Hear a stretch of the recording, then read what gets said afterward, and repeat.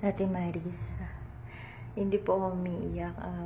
Tawag na to. Yung pulbo lang sa mukha. Ayan. Ayan. Mahilig kasi ako maglagay ng pulbo dito. Mostly yung oil kasi ng mukha. Nandito banda. Tapos sa nose. So, punong-puno yan ng mga germs pag hindi inaayos. Isa po akong cosmetologist, so alam ko yan. Bale, doktor kami ng mga pangpapa-beauty, mga gustong magpa-beauty. Yan, cosmetologist or beautician. Nasa ang beautician mula ulo, anit, hanggang sa may paa. So, ayun po. Yun ang trabaho ng mga cosmetologist. Mahilig silang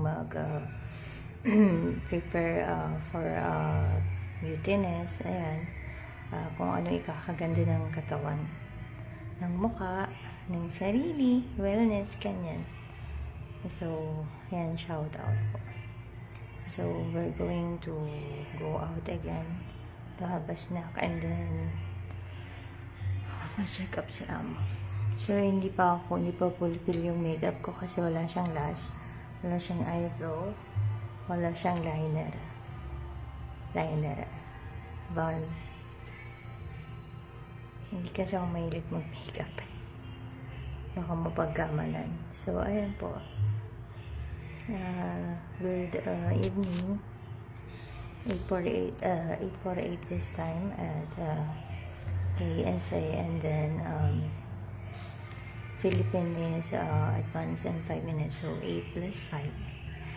8, 9, 10. Ano ba? 8, 9, 10, 11, 12. Alauna. Kala ko alas 3. So, ayan po.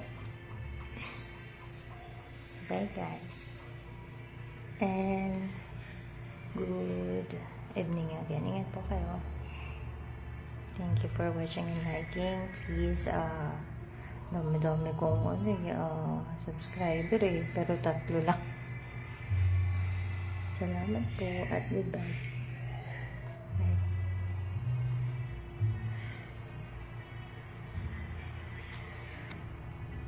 Slow connection. Ang hirap na naman yung dandadan. Bye po. Thank you.